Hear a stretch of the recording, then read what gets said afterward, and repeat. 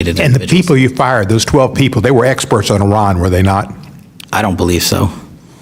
They worked in counterintelligence, did they not? I'm taking you at your word, sir. I'm not familiar with every You're the single chief word. director. I'm not. You should know the answer. You fired the people. Where did they work? People were terminated for violating their ethical obligations and the high standards. Was that we the ethical have. violations that they dealt with the case of the classified documents that were found at the bathroom in Mar-a-Lago, was that the ethical issue? As I said earlier, all those matters are pending litigation, so I'm not going to comment on them. They finally got them. After every hearing, after every dodge, after every filibuster, after every agent fired on Halloween while his kids stood at the door in their costumes, after all of it, 2 FBI agents just filed a federal lawsuit that names Kash Patel and Pam directly. And this is not a congressional hearing where they can hide behind 5-minute time limits and friendly chairmen. This is federal court under oath, with discovery, with depositions, with consequences. And the lawsuit says something that nobody in this administration wants said out loud in a federal courtroom. Political loyalty to Donald Trump is not a legal requirement for employment at the FBI. And firing people because they investigated him is a crime. Now, let me show you exactly what they are being sued for. Because Kash Patel was asked about these exact firings in Congress, and what he said tells you everything. Watch. So my specific question is that there was a report that came out in February from CNN that the FBI had let go or fired dozens of agents and staff members from a counterintelligence unit tasked with monitoring Iran. And apparently the reason, at least reported in the press, was that these individuals had been involved in the investigation of classified document handling from President Trump at Mar-a-Lago, and that this was the reason why they were summarily let go. First of all, are you aware of those firings, and do you concur with the rationale or reason for those firings? I'm aware of that, and I know there's a pendency of litigation, so I'm not able to comment on them.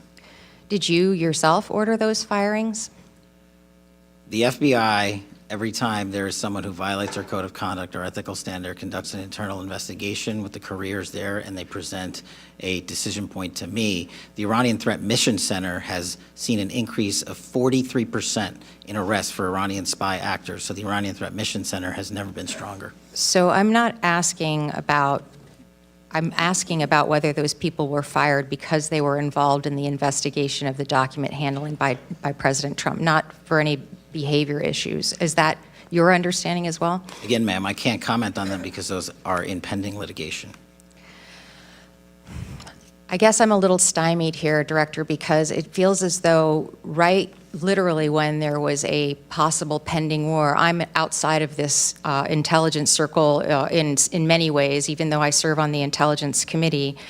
You collectively must have been aware when these firings happened that there was a meaningful chance that the U.S. might be engaged with a war in Iran. And having these very expert, super qualified folks summarily dismissed at this time, it just feels like an odd choice in timing.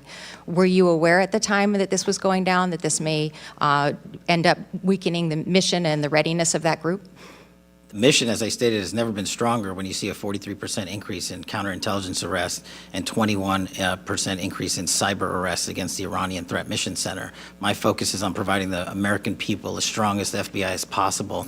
I don't work on timelines. I work on evidence that's presented to me. I guess my concern is that it feels as though, and I very much honor the tone and tenor of this hearing, that this is about making sure that that we depoliticize what is the most important thing that we all do, which is keep us safe. And it feels as though this issue is a political issue. And I just am worried that we are taking really good, really qualified people and picking fights with one another across party lines, rather than making sure that we protect ourselves and keep ourselves safe.